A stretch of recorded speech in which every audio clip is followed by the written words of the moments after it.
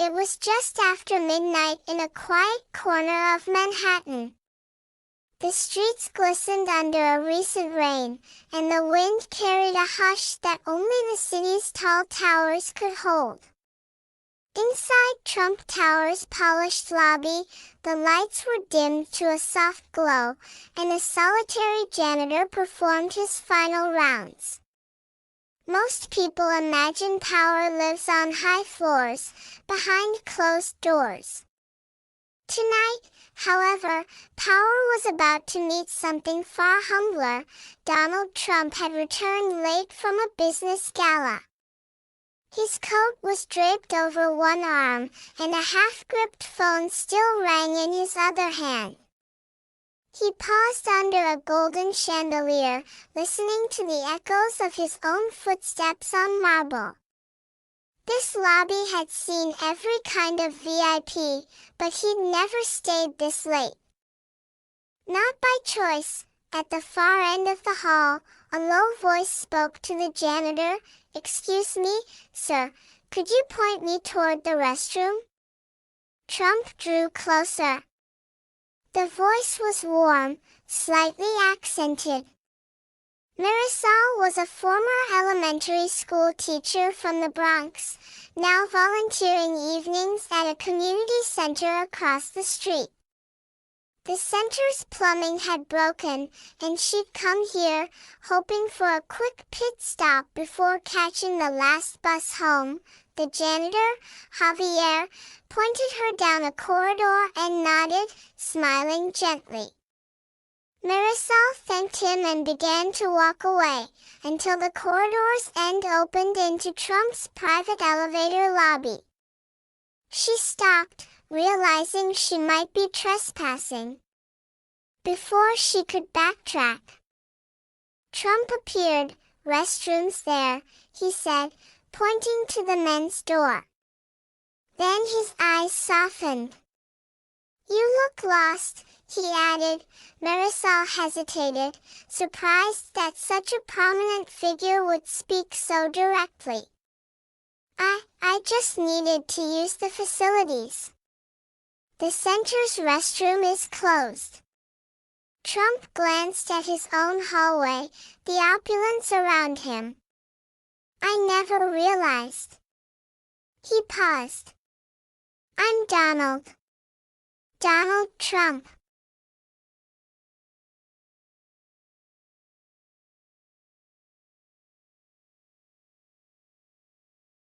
Raymond gave a tired smile.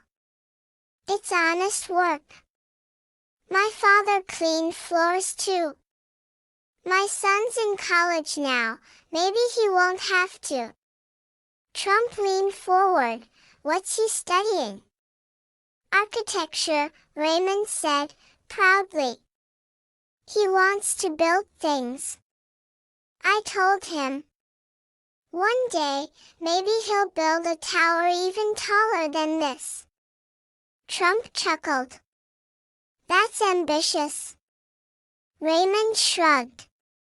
"So was this building." There was silence for a moment. Trump stood and walked to the window.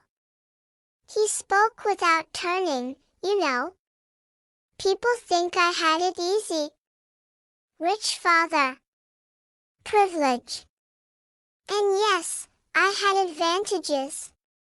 But what people don't see is what I did with them." Raymond kept mopping, quietly listening. "I remember being 25. Pitching my first project. Everyone laughed. Said I'd fail. I almost did. Twice." Trump turned. "You know what saved me?" Raymond stopped mopping. "A janitor. Just like you." Trump walked toward him. He worked nights. Always had a kind word. "One night, I was so low I thought about quitting. I stayed late in the office, alone. He came in, asked me why I looked so broken. I told him everything. He listened. Then he said, "The tallest trees grow in the strongest storms." Raymond nodded slowly. "That sounds like something my father would say." Trump smiled faintly. "What's your father's name?" "Javier. He came from Guatemala." "No English." "Worked 3 jobs. Taught me to clean, to serve, to stay humble." Trump walked over to his desk and sat down. "Raymond, do you know what it's like to have the world watch everything you do, just to catch you falling?" Raymond gave a small nod. "Yes, sir. But they watch us to make sure we don't step out of line." Trump blinked. That answer hit deeper than he expected. Raymond placed his mop back in the bucket and stood tall. "I've cleaned the floors of this tower for over 2 decades. I've seen presidents walk through, celebrities, CEOs. But do you know who I remember the most?" Trump tilted his head.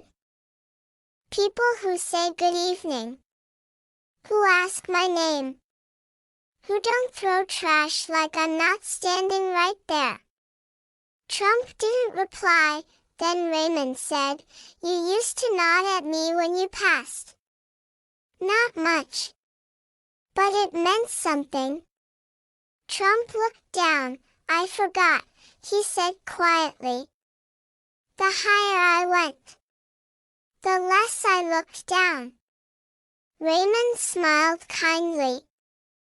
"Then maybe it's time to look across at the people beside you." Trump stood and extended his hand. "I'm sorry, Raymond, for not seeing you." Raymond shook it, his grip firm. "It's never too late, Mr. Trump." Trump nodded. "How's your son's tuition looking?" Raymond's smile faded a bit. "We're making it work." Trump walked to a drawer, pulled out a checkbook, and wrote something down. He tore out the slip, folded it, and handed it to Raymond. Raymond hesitated. "I didn't tell you this for charity." "It's not charity," Trump said. "It's gratitude." Raymond opened the check. His eyes widened. Then he shook his head. "This is too much." Trump placed a hand on his shoulder. "No, it's just enough. Let your son build something greater. Let him stand on your shoulders." Tears welled in Raymond's eyes. "I'll tell him. He owes this to a janitor and a builder." Trump smiled. 2 men who refused to be small.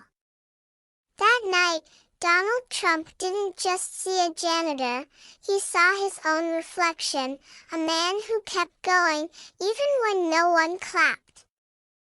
A man who cleaned the paths others walked, so his child could fly. And Raymond, he saw a man behind the name, not a tower, not a brand, not a controversy. Just a man trying to remember how to matter. 1 year later, Trump Tower hosted a small ceremony. On the 34th floor, a framed photo hung near the elevators.